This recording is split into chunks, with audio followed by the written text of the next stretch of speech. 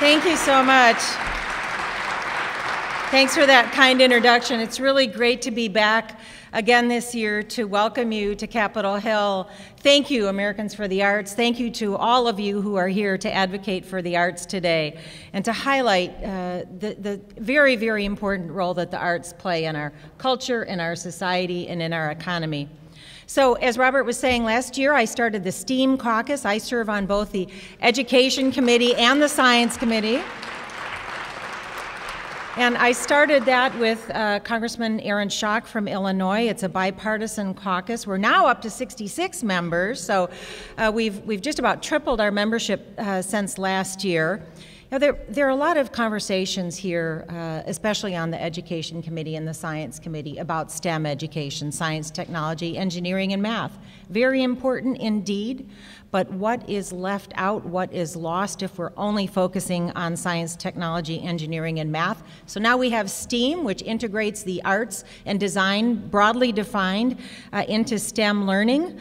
Our focus over the past year has been primarily about the importance of arts education.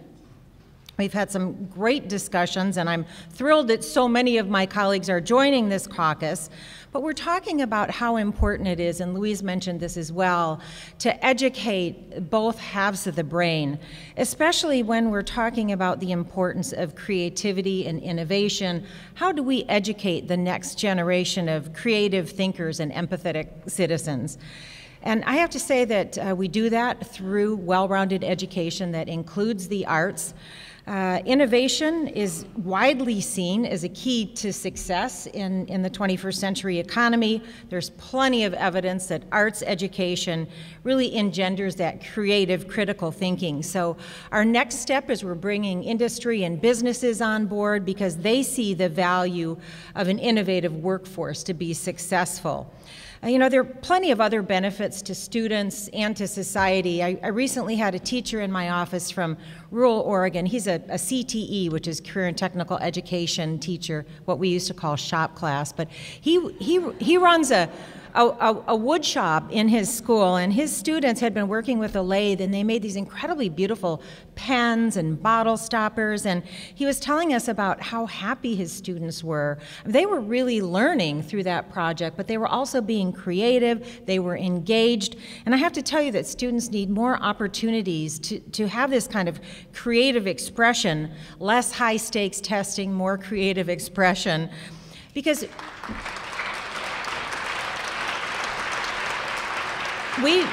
thank you. We want students who know how to answer questions, but we also want students who know the right questions to ask.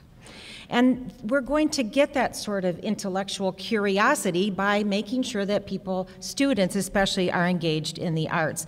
And I have to tell you that artists, like scientists, think big, they take risks, they think ahead, they think outside the box.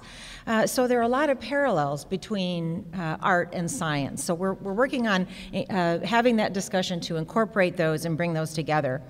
I don't need to convince you of the importance of arts in our schools, in our culture. I have to say, I'm part of the city of Portland in my district, the district I'm honored to represent. And you may know that Portland is a city where the residents actually taxed themselves to fund arts education. Now, that says a lot about the city of Portland, but I have to say they shouldn't have to do that. We should have arts education in all of our schools, not just in the communities where people step up and tax themselves to pay for it.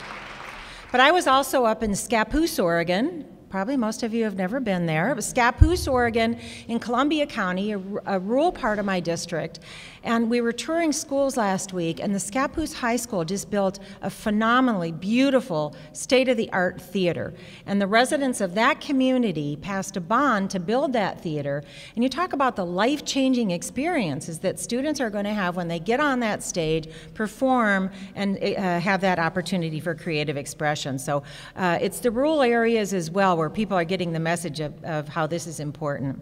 So I'm going to tell you a story and pose a question to you. I had a roundtable discussion for leaders in the arts last week in the Portland area. We had museum directors and art college presidents and theater groups and the Oregon Symphony and a whole range of people around the table. We also had with us somebody who was the chief technological officer of Kickstarter. He was one of the original Kickstarter, and that's the platform that funds creative projects through crowdsourcing. And I have to tell you, he made a comment. He said, I kind of feel like a tourist in this room. He said, I appreciate the concern for traditional funding of the arts, but then he noted what Kickstarter has done. Since it started in 2009, they've funded more than $1 billion of creative projects from more than 5.7 million donors. They funded more than 100,000 projects. So we could have a discussion about whether every creative project is art, but I think you have some advocacy to do, and that would take a long time. But I bring that up because he said there is an artistic renaissance happening in spite of government support, and you heard Jim Moran talk about the cuts that have been made. But I appreciate his comment, but I want to say that there is a role for public funding of the arts. We absolutely must continue and increase that public funding. But we also have to have policies that do not inhibit creativity and in other ways support the arts. And those are things like copyright laws, tax policies that encourage charitable giving. All of those things are important too. So in addition to creating opportunities through funding, we also have to make sure that our policies are not creating barriers for artists and creative expression. So as you continue to advocate for the arts today, let's ask, how is our advocacy evolving to meet the needs of all artists? Are we supporting the modern tech-savvy entrepreneurial artists? Are we supporting artists in rural areas? Are we supporting artists in mediums that don't necessarily translate neatly into online platforms? So let's make sure we're having a broad conversation of all of the arts and creativity throughout all of this great country. And I look forward to continuing to discuss these issues with you as you advocate today on the Hill. Please encourage whomever you're speaking with, if they aren't already a member of the STEAM Caucus, please invite them to join. I'd like to announce to you next year when you're back that we've tripled our membership again. So thank you so much for being here. Thank you for your support of the arts. Thank you for all you do.